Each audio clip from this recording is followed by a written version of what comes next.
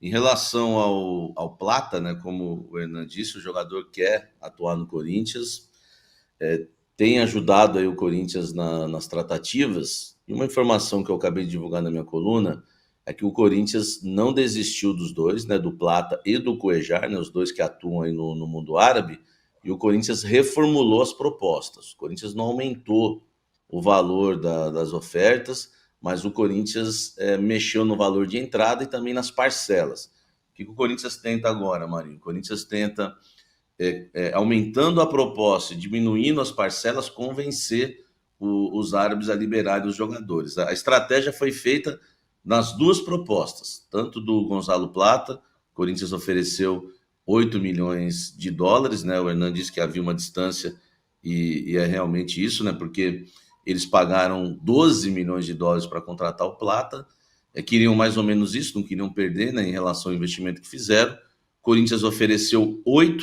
Eles até gostaram da ideia no início, mas uma informação que eu apurei dentro do Corinthians é que o jogador, nessa vontade de atuar no clube paulista, acabou também atrapalhando um pouco sem querer, porque ele faltou num treinamento lá no Al Sadd, e os donos lá ficaram bravos com ele, os sheiks, e acabaram dando uma travada na negociação por causa disso, entendendo que o jogador estava desrespeitando e dando uma forçada para sair do clube. Isso não agradou, aí a negociação travou muito por isso, e o Corinthians agora retomou, esperou, né, deu até um tempo para acalmar aí os ânimos, né, porque a negociação não ficou legal nesse sentido, e aí o Corinthians retoma com uma proposta diferente. Repito, não aumentou os valores, mas aumentou o valor de entrada e diminuiu as parcelas, Marinho.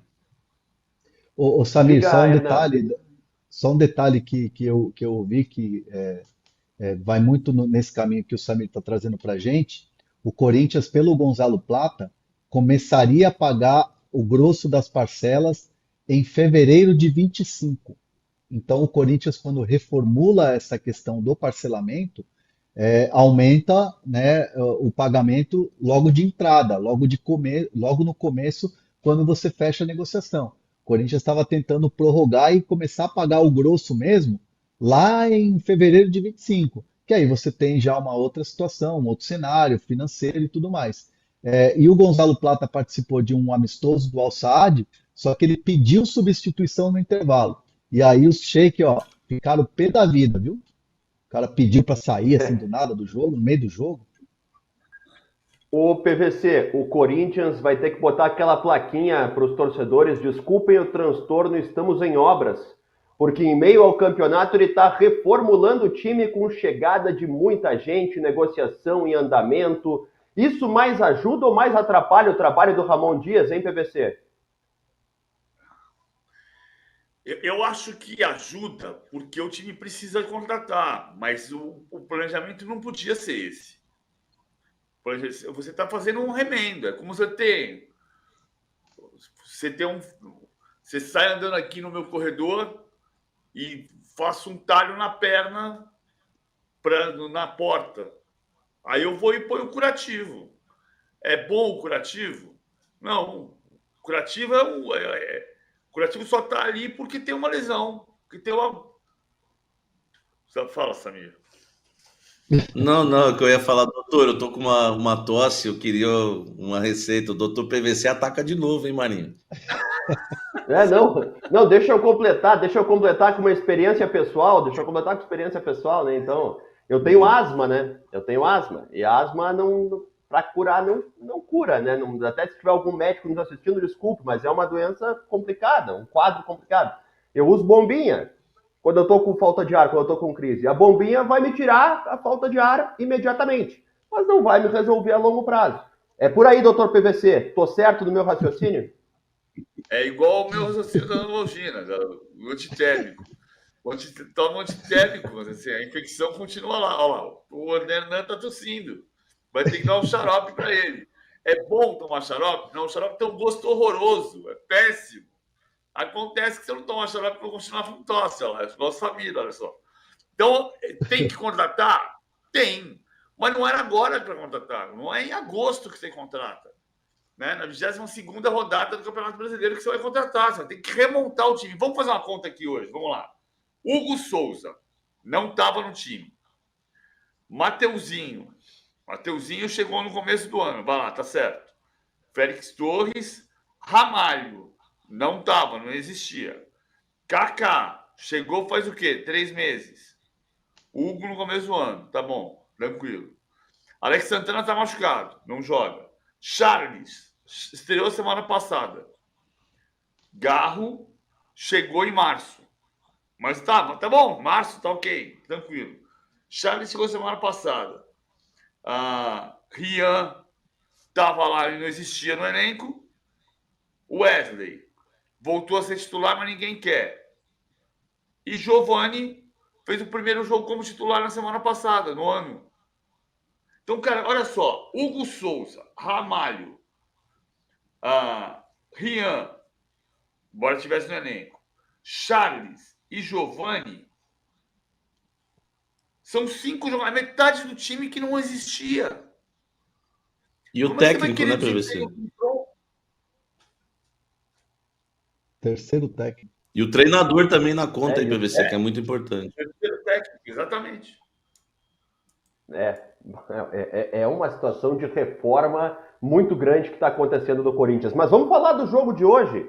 Ô Samir, o que dá para esperar desse time na partida contra o Grêmio? Qual a expectativa, qual o ambiente e a escalação provável do Corinthians? Dá para esperar muito sofrimento, né? Do jeito que o Corinthians vem atuando aí na temporada e principalmente nos últimos jogos, né? O PVC lembrou na semana passada, já eram 3 jogos sem vencer, agora são 4. E o Corinthians tem os desfalques. Ontem a gente divulgou com exclusividade aqui no UOL, e o Corinthians depois, né, acabou confirmando o Alex Santana com uma lesão de grau 3 na coxa esquerda. A informação que eu colhi é que ele vai demorar uns 3 meses para voltar. É uma lesão complicada, considerada grave, e é o jogador que tinha ajeitado ali, né, o meio-campo do Corinthians. Eu considero que uma das melhores que o Corinthians teve se deve à entrada do Alex Santana e à saída do Bidon, que, apesar de ser um jogador criativo, tem pouca potência ali no sentido de marcação. O Alex Santana estava muito bem, né, atuando pelo Corinthians, e agora o Corinthians, né, vai ter o desfalque do volante numa posição extremamente carente. Por exemplo, hoje, né, você perguntou do time, eu entrei na questão do Alex Santana, porque não vai ter o Alex Santana e não vai ter o Ranieri, que foi expulso no jogo de ida, desfalca o Corinthians, e agora o Corinthians deve entrar aí com uma dupla de volantes com o Rian e o Charles, que até o momento não fez nenhuma partida boa com a camisa do Corinthians, apesar de ter atuado pouco. A expectativa internamente, pelo que eu tenho sentido conversando com muitas fontes no Corinthians, pessoas da comissão, diretoria, enfim, todos os setores do clube, é claro, existe a vontade de vencer, mas eu entendi que a preocupação maior é para sábado, viu, Marinho? O rebaixamento preocupa demais o Corinthians. Até na questão do Alex Santana, na segunda-feira, conversando com pessoas lá do clube, me falava o seguinte, ele está fora para quarta-feira, mas nós estamos preocupados mesmo, para sábado, se ele vai ter condições de jogo ou não. Claro que agora já não vai ter mais. Então, assim, você perguntou do clima, né? Dentro do clube está respondido, o clima é esse. Claro que o Corinthians quer passar, ninguém quer ser eliminado, mas você sente assim que se for eliminado, não sofrendo um vexame, ok, vai focar no Campeonato Brasileiro, tem a Sul-Americana ainda, porque o Corinthians realmente precisa reforçar o elenco para disputar 3 competições, como disputa no momento. Em relação à escalação, eu vou falar um pouco de apuração, um pouco também que eu creio. Eu acredito que o Ramon vai uma linha de 5, né, a linha de 5 que ele abandonou aí no último jogo, até pela ausência dos volantes. Ele deve entrar com 3 zagueiros, não sei que o PVC, o Hernan, aí vocês, né, podem discutir o assunto, mas vamos chutar aqui um Hugo Souza, um Fagner na lateral ou um Mateuzinho, aí vem o tripé, né, de zagueiros, Félix Torres, André Ramalho e o Kaká, e aí se realmente for esse tripé, o André Ramalho volta a atuar como líbero ali, né, jogando como zagueiro do meio, e na lateral esquerda o Hugo, aí 2 volantes, o Charles e o Rian. Se formar uma linha de 4, né, um 5-4-1 sem a bola, aí os jogadores pelos lados, a gente, né, deve imaginar aí o Romero e o Giovani talvez marcando pelos lados e o Garro ali na frente. É claro que sem a bola, né? O Garro como meia atrás dos dois atacantes, Romero e Giovani, ou Wesley aí, né? Põe aí entre parênteses o Wesley na questão do Giovani. Romero, para mim, deve ser titular, Maninho. André Hernan, o que esperar desse Corinthians? Como é que estão os bastidores nas suas apurações sobre o ambiente, o momento tenso, digamos assim, vivido pelo Corinthians na temporada? Esse é um grande questionamento, né? Avançar nas Copas, priorizar o brasileiro, e o Corinthians claramente está nesse momento olhando para o Campeonato Brasileiro. Obviamente ninguém vai entrar para perder, ou mesmo contra o Bragantino pela Copa Sul-Americana, mas é uma situação em que a preocupação e o foco é total no Campeonato Brasileiro. E há alguns jogadores, o Alex Santana, a lesão do Alex Santana, liga um sinal de alerta muito grande dentro do Corinthians, que é o elenco curto, jogadores que chegam e já vão ter que ir para o jogo e de maneira muito intensa. Por exemplo, o André Ramalho foi detectado que ele teve uma queda de rendimento no jogo do fim de semana contra o Juventude. Então, a análise é muito da comissão técnica, enfim, da preparação física, é muito em cima do: será que teve um desgaste muscular a mais? Será que é hora de poupar? Será que coloca ele mesmo assim porque é um jogo decisivo? Então, tudo isso está sendo tratado e discutido com o Ramon Dias, com o Emiliano Dias, e o staff de preparação física e os médicos do Corinthians. Então, ao mesmo tempo que há essa preocupação com o Campeonato Brasileiro, também a lesão do Alex Santana liga um sinal de alerta em relação à prevenção de lesões. Só que aí a comissão técnica não tem muito o que fazer, porque o elenco do Corinthians é curto. Enquanto isso, a direção corre para fechar novos reforços. Então, o Corinthians é isso, né? Essa é a realidade do Corinthians hoje. É desespero em todos os departamentos. É todo mundo correndo contra o tempo, tentando estabilizar, estagnar o Corinthians numa situação em que não corra riscos. Tá bem complicado, mas o Corinthians vai assim hoje a campo, e o bastidor do Corinthians está muito em alerta, está muito tenso em relação a isso, porque sabe que o foco tem que ser o brasileiro.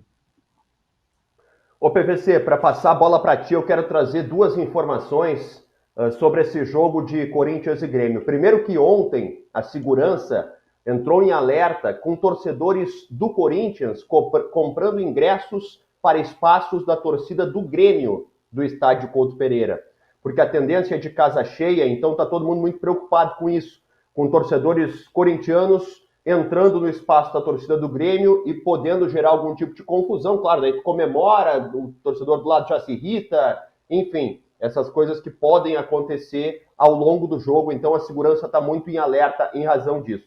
Ontem aqui no De Primeira a gente falava sobre a chance do Diego Costa começar o jogo de hoje contra o Corinthians. O Renato encaminhou o time com o Diego Costa no banco. Ele e o Rodrigo Caio voltam de lesão, ficam na reserva. O Grêmio vai com 3 zagueiros: Marquezin, Rodrigo Eli, Gemerson e Kahneman, esses o goleiro e os 3 zagueiros. João Pedro pela direita, Virassante e Carbajo por dentro, na esquerda o Reinaldo, aí na frente o Soteldo por um lado, o Pavon pelo outro e o Cristaldo fazendo aquele movimento de atacante ou meia, como a gente sabe que o Grêmio tem jogado ultimamente. Corinthians e Grêmio, PVC? Acho o jogo para empate. Esse eu acho que vai para os pênaltis e o Grêmio passa. Eu acho um jogo muito igual até nos sistemas táticos. Então é um jogo para empate. Claro que na decisão por pênaltis pode acontecer 1 milhão de coisas, mas na decisão por pênaltis, com a torcida a favor, vai ter muito corintiano, né? Porque Curitiba, o Paraná tem muito corintiano. Esse é um ponto importante, porque o Grêmio é mandante, a torcida do Grêmio gostou muito de jogar no Couto Pereira pela semelhança com o Olímpico, mas o Paraná é um território muito corintiano. Hernan, teu palpite para o jogo de hoje, quem é que avança, Corinthians e Grêmio? Você só está me colocando em frio aqui, hein, Marinho? Mas é só pedrada. Vai ser muito equilibrado, mas acho que vai ser com sofrimento e com cara de Corinthians. Acho que o Corinthians passa hoje do Grêmio, hein? Ô Samir, quero tuas considerações finais e teu palpite, já te agradecendo, sempre muito boa participação, brilhante, nosso galáctico. O que tu acha que vai acontecer hoje? Eu acredito que é um jogo para empate, mas com um leve favoritismo do Grêmio. Agora, palpite, né? Só para agradar a fiel, o Corinthians classifica nos pênaltis com Hugo Souza, que dizem ser pegador de pênalti, né?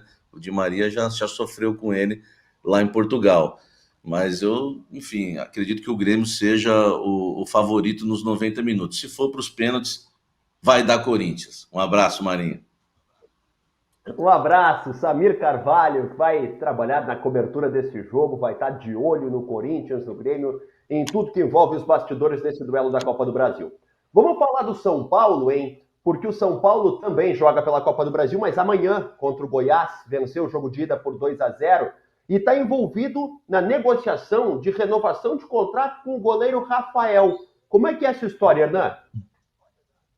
Ó, Marinho, primeiro que o São Paulo vai pegar o Goiás com um novo técnico, né?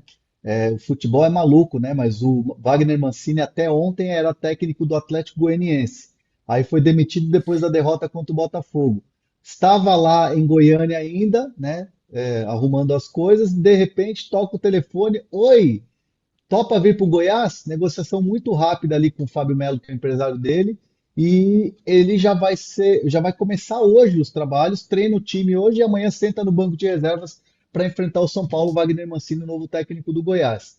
Um São Paulo que liga esse sinal de alerta aí com essa coisa de fato novo, Goiás e tal, então o São Paulo vai bem ligadinho. E essa questão do Rafael, o Rafael é o goleiro que tem uma liderança chamada serena, uma liderança silenciosa, até pelo perfil dele. E é um jogador que é muito importante, ou tem sido muito importante, né? O campeão da Copa do Brasil, campeão da Supercopa, defendendo pênaltis, e traz muita confiança para o torcedor. Nos jogos no Morumbi, quando anuncia lá a escalação, o nome do Rafael, o estádio inteiro aplaude, né? Então há uma confiança, e me arrisco a dizer muito tranquilo, porque além de ser uma visão que eu tenho de conhecer o bastidor de São Paulo, isso também circula muito forte já nos bastidores do São Paulo há um tempo. São Paulo acredita que o Rafael é o melhor goleiro pós-Rogério Ceni. É o goleiro mais seguro, é o goleiro com a liderança, é o goleiro que tem resultados, que pega pênalti, que passa confiança ao torcedor. Não estou comparando com o Rogério Ceni, ninguém compara com o Rogério Ceni. O Rogério Ceni é único na história do São Paulo. Mas a segurança de ter um goleiro que passa muita confiança para o torcedor, sem dúvida nenhuma, o que se detecta dentro do São Paulo é que o Rafael é esse jogador depois do Rogério Ceni. E o contrato dele vai até o fim de 25, com uma possibilidade de extensão até 26, mas o São Paulo nem quer puxar essa extensão, já quer renovar até 27. Então a conversa nem para ativar esse gatilho, é sim para renovar para 27. Então as conversas estão acontecendo sem pressa nenhuma, sem necessidade de anunciar amanhã, depois de amanhã, mas a conversa é nesse sentido e, claro, as partes estão muito interessadas em fazer esse novo contrato até 27.